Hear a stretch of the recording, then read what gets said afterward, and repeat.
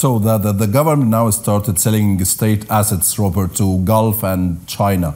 So do you think it could be the magic stick or the final nail in the coffin of the Egyptian economy? Maybe neither. It's certainly not a miracle cure, but by itself, I doubt it's, and to mix metaphors here, the straw that'll break this camel's back. It provides short-term capital, which is desperately needed, and that's why these assets are being sold. But there is no record of foreign direct investment coming from, or greenfield investment coming from the Gulf or coming from China. Let's say the Gulf first. Let's deal with China separately. Coming from the Gulf that is associated then with foreign direct investment or greenfield investment, starting up new firms, that is associated with transfers of technology and managerial skills that would be associated, let's say, with foreign direct investment or greenfield investment by a microchip company or a high-tech firm from the West.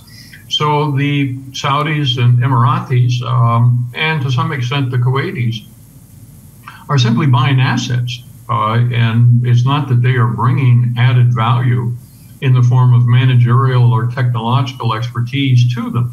And presumably also not even capital once they've bought them. So that's the Gulf. The Chinese, on the other hand, are quite careful with their investments. There are two types. One are the infrastructural investments, which they use to gain leverage.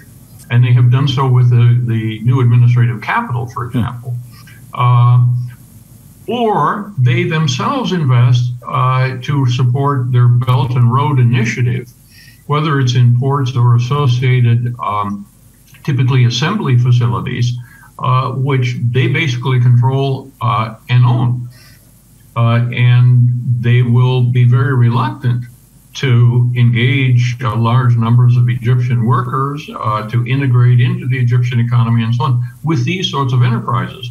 So the Chinese model, if you will, the way they developed in China, is not being exported. What's being exported is the strength of China, which reinforces its position within each of the countries where it provides the infrastructure, and then for Chinese exports into Europe, passing through Egypt.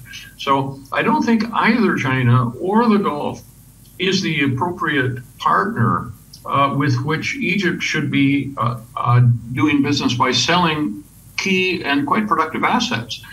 It would be far better to engage with technically sophisticated firms from the West that would then play a role in upgrading the capacities in Egypt and presumably facilitating exports.